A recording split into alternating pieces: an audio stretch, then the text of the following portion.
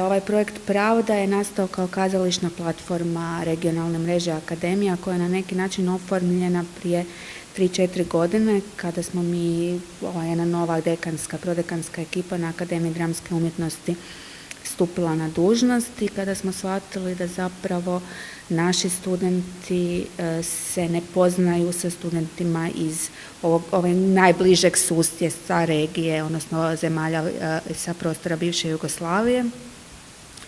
što je zapravo užasno bitno jer je to na kraju krajeva jedno veliko tržište i neko tržište bez neke praktične jezične barijere. Projekt Pravda je nastao, dakle, ideja je bila da 7 dramskih tekstova, raspisan je natječaj bio na svim akademijama. Dakle, uvrštene su najvažnije kazališne akademije iz regije, Ljubljana, Beograd, Novi Sad, Skopje, Cetinje, Sarajevo i Zagreb.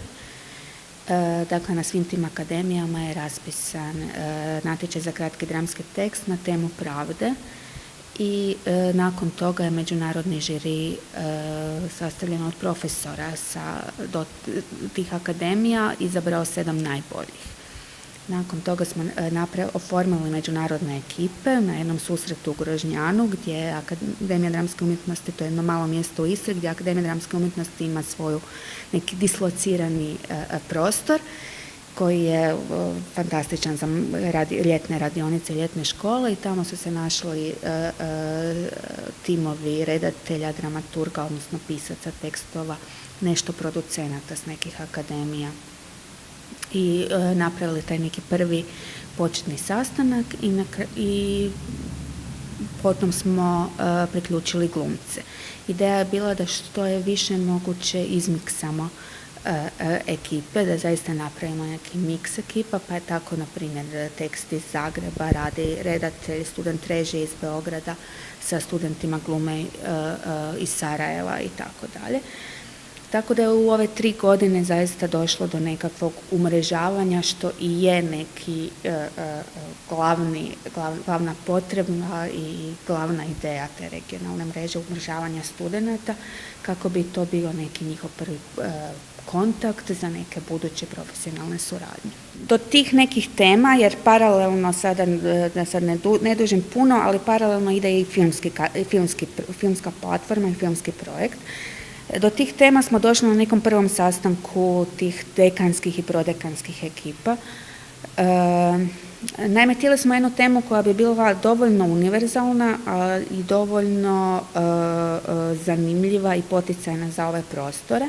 ali opet s druge strane nismo htjeli i žanrovski da puno određujemo studente i da im kalemimo nešto što oni možda ne žele. I naime nismo htjeli da dobijemo 7 jako tegobnih tekstova na temu rata, to sigurno nismo htjeli. Ali pravda je jedan širi pojam s kojim se može igrati žanrovski, tako da u ovih 7 komada ima i zaista i dramskih i teških dramskih tekstova koji se bave i ratnim zločinima, ima tekstova koji se bave sadašnjim trenutkom u zemljama, ima tekstova koji pravdu na neki način tematiziraju u komediji, u nekom metateatarskom smislu, tako da smo dobili dosta različite stvari. Pa s obzirom da su tu sad zemlje, bez obzira što je prostor bivše Jugoslavije, tu sad imamo 2 zemlje koje su u Europskoj uniji, imamo Bosnu i Hercegovinu koja je aplicirala i Srbiju u Europsku uniju, imamo Makedoniju koja ima jedan poseban status. Dakle, ovaj projekt ima neku europsku perspektivu za europske fondove. Ovu prvu ovaj prvi projekt, ovaj 3-godišnji, smo dosta onako izvukli na svojim vlastitim leđima, ali za budućnost zaista ima potencijala za prijavu za neke europske fondove. Sad, hoće li to ostati? Na nama je da sad kad sve ovo završi, a prošli smo Bitev, Mot i MES, što je isto tako jako značajno za ove mlade ljude, da budu prisutni na ovim respektabilnim teatarskim festivalima, da napravimo jednu evaluaciju samog projekta, da vidimo koje su nam mane, koje su prednosti i gdje je ta budućnost. On može se razvijati isto ovako u nekim trogodišnjem ciklusu sa nekom drugom temom, može biti sa manje zemalja, sad zavisi od zainteresiranih